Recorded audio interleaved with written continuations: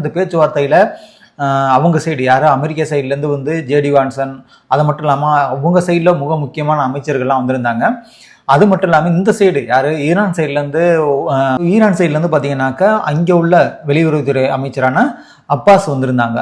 So அது மட்டும் இல்லாமல் மத்தஸ்தம் பண்ணுறதுக்காண்டி வந்து யார் பாகிஸ்தான் சைட்லேருந்து இருக்கட்டும், குவைத் சைடு அவங்களுக்கு முக்கியமான இந்த பேச்சுவார்த்தை வந்து 2 நாள் நடந்துக்கிட்டு இருந்துச்சு. 2 டீமாக வந்து போய் பேசிட்டு வந்திருந்தாங்க. அதுக்கப்புறம் பார்த்தீங்கன்னா இங்கே உள்ள கச்சா எண்ணெய்கள் விலையெல்லாம் வந்து கீழே இறங்குது, கோல்டோட ரேட்லாம் வந்து கம்மியாகுது. இந்த மாதிரி நிறைய நல்ல விஷயங்கள் நடந்துச்சுன்னு அந்த ஒரு வாரத்தில் நடந்துச்சு. ஷேர் மார்க்கெட்லாம் பார்த்தீங்கன்னாக்கா எல்லாம் வந்து இதுக்கு முன்னாடி இந்த போர் நடக்கும் போதெல்லாம் எல்லாம் ரெட்டில் இருந்துக்கிட்டு இருந்ததெல்லாம் எல்லாம் க்ரீனில் மாறிக்கிட்டு இருந்துச்சு. ஸோ அப்படிலாம் எல்லாம் வந்து ஓகே நார்மல் ஆயிடுச்சு, நல்லா.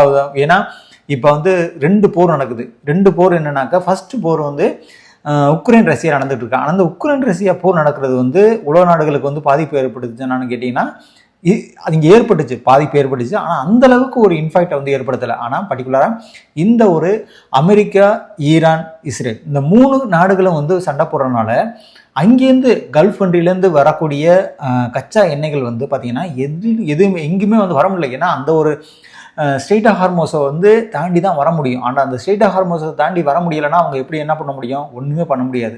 ஸோ அப்படி இருக்கும்போது மற்ற நாடுகள், உலக நாடுகள் எல்லாம் நம்ம நாடுகளை நம்ம இந்தியா உள்பட வந்து பார்த்தீங்கன்னாக்கா ஸ்ரீலங்காவிலையா இருக்கட்டும், நம்ம இந்தியாவில் எல்லா இடத்துலையும் வந்து அந்த பெட்ரோல் டீசலோட விலை வந்து ஏறிடுச்சு, கேஸோட விலை ஏறிடுச்சு.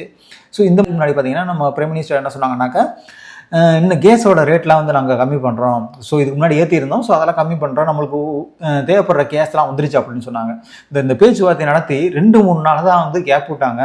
மறுபடியும் வந்து அவங்க வேலையை வந்து ஸ்டார்ட் பண்ணிட்டாங்க. எப்படி முக்கியமாக பனாமா அப்படின்னு சொல்லிட்டு ஒரு அந்த நாட்டுக்கு சொந்தமான ஒரு கப்பல் வந்திருக்கு. ஸோ இந்த கப்பலை வந்து ஈரான் வந்து அட்டாக் பண்ணியிருந்திருக்காங்க. ஈரானோட ட்ரோன் அட்டாக் நடந்திருக்கு. இதை வந்து யார் பண்ணாங்கன்னா, அங்கே கடலோரத்தில் உள்ள ஐஆர்சிஜி அப்படின்னு சொல்லிட்டு ஒரு படை இருக்காங்க. அந்த படை வீரர்கள் வந்து ட்ரோன் அட்டாக் பண்ணியிருக்காங்க.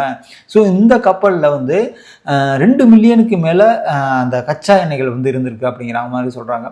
ஸோ அங்கே அந்த தாக்குதலில் வந்து முன்னாடி மட்டும் சேதங்கள் ஏற்பட்டிருக்கு. அதுக்கப்புறம் அதோட இதெல்லாம் வந்து ரெக்டிஃபை பண்ணி இருக்கிற எல்லா மாலுமிகளையும் வந்து ரெஸ்கியூ பண்ணி கூட்டிகிட்டு போயிட்டாங்க அப்படிங்கிற மாதிரி சொல்லப்படுது. ஸோ இதை வந்து அமெரிக்கா வந்து எதிர்பார்க்கவே இல்லை. ஸோ அமெரிக்கா என்ன பண்ணிட்டாங்க, ஸோ பனாமா கப்பல் அடிச்சிட்டியா அப்படின்னு சொல்லிட்டு இவங்க அங்கே இருக்கிற கேசல் தீவு, அது மட்டும் இல்லாமல் அது பக்கத்தில் உள்ள எல்லா ஸ்ட்ரெய்ட் ஆஃப் ஹார்மோஸில் உள்ள குட்டி குட்டி தீவுகள்லாம் நிறையா இருக்குது. ஸோ அந்த குட்டி குட்டி தீவுகளில் தான் வந்து